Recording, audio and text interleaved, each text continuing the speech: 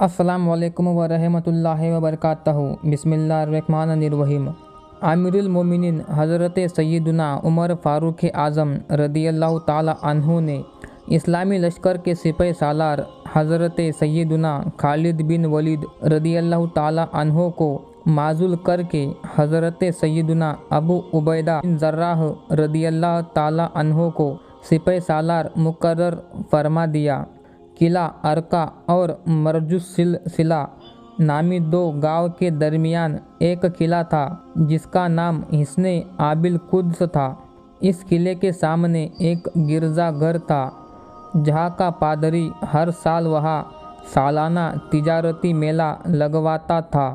حضرت سیدنا ابو عبیدہ بن جراح رضی اللہ تعالی عنہ نے اس قلعے کو فتح کرنے کے لیے حضرت سیدنا عبداللہ بن جعفر طیار رضی اللہ تعالی عنہ کو 500 گھڑ سوار دے کر بھیجا تاکہ وہ قلعہ بھی فتح کرے اور میلے کا تجارتی سامان بھی بطور غنیمت لے آئے۔ انہوں نے اپنے 500 ساتھیوں کے ساتھ وہاں موجود 2500 رومی سپاہیوں سے مقابلہ کیا۔ بعد ازاں حضرت سیدنا خالد بن ولید رضی اللہ تعالی عنہ کی مدد کے ساتھ فتح و نصرت سے سرفراز ہوئے۔ قلعہ حصن آب القدس کو بھی فتح کر لیا اور کثیر مال غنیمت بھی ہاتھ آیا۔ ملک شام میں حضرت سیدنا ابو عبیدہ بن جراح رضی اللہ تعالی عنہ کی سربراہی میں یہ پہلی فتح تھی۔ اسلامی لشکر کے سپہ سالار حضرت سیدنا ابو عبیدہ بن جراح رضی اللہ تعالی عنہ نے حضرت سیدنا عبداللہ بن جعفر طیار رضی اللہ تعالی عنہ کو 500 اصحاب پر مشتمل لشکر دے کر روانہ فرمایا جس میں 18 بدری صحابہ کرام بھی تھے۔ حضرت سیدنا عبداللہ بن جعفر طیار رضی اللہ تعالی عنہ نے اپنے 500 ساتھیوں کے ساتھ وہاں سے روانہ ہو کر قلعے حصن آب القدس کے قریب پہنچ گئے۔ سیدنا ابو عبیدہ بن جراح رضی اللہ تعالی عنہ نے انہیں یہ جنگی حکمت عملی دی تھی کہ صبح جب بازار میں گہما گہمی ہو اس وقت قلعے پر حملہ کرے۔ جب انہوں نے صبح مخبر کو بازار کی طرف بھیجا تو وہ کافی دیر بعد آیا اور کہنے لگا کہ طاربلس کے حاکم نے کسی رومی بادشاہ کے ساتھ اپنی بیٹی کا نکاح کیا ہے۔ مذہبی رسوم ادا کرنے کے لیے وہ دلہن سمیت گرجا میں آیا ہے جہاں اس کی حفاظت کے لیے تقریباً 5500 فوجی موجود ہے۔ سیدنا عبداللہ بن جعفر رضی اللہ تعالی عنہ نے اپنے اصحاب سے مشورہ کیا کہ کیا کرے کیونکہ رومیوں کی تعداد کئی گنا زیادہ تھی۔ اکثر نے یہی مشورہ دیا، ہماری نیت جہاد کی تھی لیکن اتنی بڑی فوج کے ساتھ لڑنا اپنے آپ کو ہلاکت میں ڈالنے کے برابر ہے۔ بالفرض ہم جنگ شروع بھی کر دیں تو اسلامی لشکر کی مدد کا پہنچنا بہت مشکل ہے کیونکہ وہ ایک دن کی دوری جتنا ہے۔ ہمیں اسلامی لشکر کی طرف دمشق واپس چلنا چاہیے۔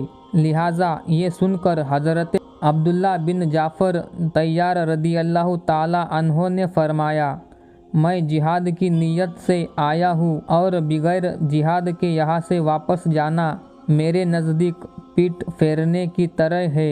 میں یہاں سے بغیر جہاد کے نہیں جاؤں گا۔ تم میں ہر سپاہی کو میری طرف سے اجازت ہے، جو واپس جانا چاہے جا سکتا ہے۔ جب اسلامی لشکر کے سپاہیوں نے اپنے سردار کی ہمت اور دلیری دیکھی تو ان کا جذبہ بھی جاگ اٹھا اور سب نے بیک زبان ہو کر کہا کہ اے سردار، اب ہم بھی واپس نہیں جائیں گے بلکہ دشمن سے لڑیں گے اور شہادت پائیں گے۔ تمام مجاہدین نے 5 الگ الگ گروہوں کی شکل میں بازار پر حملہ کر دیا۔ رومی شروعات میں بوکھلا گئے لیکن بعد میں سنبھل گئے۔ رومیوں کی تعداد چونکہ مجاہدین سے کہیں زیادہ تھی اس لیے وہ بھی تابڑ توڑ حملے کر رہے تھے लेकिन मुजाहिदीन के आगे बेबस थे। दोनों तरफ से तलवारें चल रही थी। सैयदना अब्दुल्लाह बिन जाफ़र रदियल्लाहु ताला अन्हो शेर की तरह रूमियों पर टूट पड़े थे। मुसलसल तलवारबाजी और नेज़ा जनी करते हुए आपके बाजू शल हो चुके थे। दोपहर का वक्त हो चुका था। तमाम मुजाहिदीन का यही हाल था। लड़ते लड़ते सब के सब निडाल हो चुके थे, अलबत्ता अब भी बड़ी शुजाअत से लड़ रहे थे। सैयदना अब्दुल्लाह बिन जाफ़र रदियल्लाहु ताला अन्हो को दिगर मुजाहिदीन की बड़ी फ़िक्र थी, खुसूसन हज़रत सैयदना अबू ज़र गिफ़ारी रदियल्लाहु ताला अन्हो की, जो जलीलुल क़द्र सहाबी रसूल होने के साथ साथ ज़ईफ़ुल उम्र भी थे। नीज़ लड़ते लड़ते ज़ख्मों से निडाल हो चुके थे। तमाम मुजाहिदीन को अपनी शहादत का यकीन हो चुका था। हज़रत सैयदना अब्दुल्लाह बिन जाफ़र रदियल्लाहु ताला अन्हो ने आसमान की तरफ हाथ उठाकर बारगाहे खुदावंदी में हुजूर सल्लल्लाहु अलैहि वसल्लम के वसीले से यूँ दुआ मांगी, ओ पाक ज़ात जिसने अपनी मखलूक को पैदा किया, बाज़ लोगों को दिगर बाज़ के सबब परेशानियों में मुब्तला किया और उन्हें आजमाइश बना दिया। ऐ अल्लाह, मैं तुझ से खातमुल मुरसलीन रहमतुल लिल आलमीन सल्लल्लाहु अलैहि वसल्लम के वसीले से सवाल करता हूँ कि तू हमारे मुआमले में कुशादगी फरमा और राह नजात अता फरमा। ये दुआ मांग कर आप दोबारा नए जज्बे के साथ जंग में मसरूफ़ हो गए।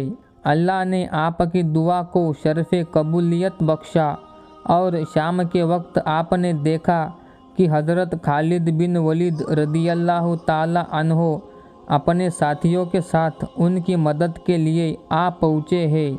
उन्होंने करीब पहुंचकर नाराए तकबीर लगाया, जिससे सैयदना अब्दुल्ला बिन जाफ़र रदियल्लाहु ताला अन्हो और उनके साथ दिगर मुजाहिदीन में एक बार फिर नया जज्बा और जोश पैदा हो गया। जबकि रूमी लश्कर का हौसला टूट गया तो सैयदना खालिद बिन वलीद रदियल्लाहु ताला अन्हो रूमियों पर टूट पड़े।